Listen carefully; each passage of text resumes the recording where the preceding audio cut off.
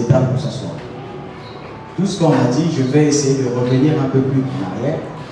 Premièrement, vous savez, peu importe votre tension, vos tensions l'un vers l'autre, aujourd'hui, par la grâce de Dieu, j'ai l'expérience d'une vie commune de 7 ans. Une vie commune de 7 ans. Un couple de 7 ans. Et c'est déjà un enfant qui est là. La première des choses, selon l'expérience, ce que je peux dire que j'ai pratiqué dans les 7 ans, vous savez, premièrement, c'est aimer sincèrement la personne avec qui vous êtes. Parce que pourquoi je parle d'aimer sincèrement? Nous savons qu'il y a ceux qui aiment par intérêt. Vous aimez quelqu'un parce qu'il est beau, parce qu'elle est belle, parce qu'il a, parce qu'elle a. Lorsque vous aimez quelqu'un sans raison, vous aimez quelqu'un sincèrement, premièrement, vous n'aurez pas envie de perdre cette personne. Et toutefois que je me suis retrouvé en contradiction avec ma future épouse, l'une de ces choses qui me pousse toujours à faire marche arrière, c'est que je me souviens que je n'ai pas envie de la perdre.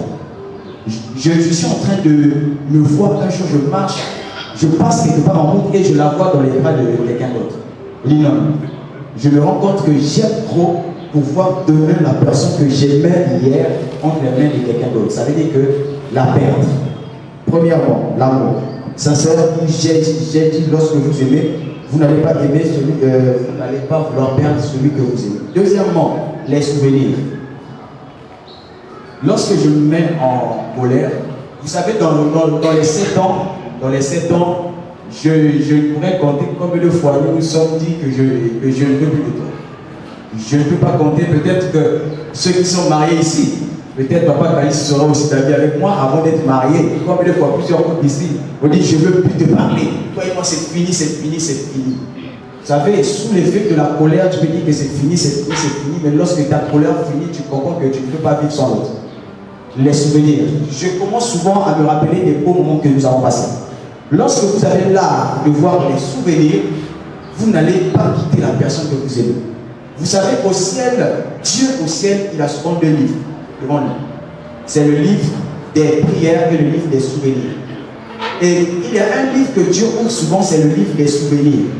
Exemple, Ézéchias, un monsieur dans la Bible, Ézéchias, le prophète va le voir, envoyé par Dieu.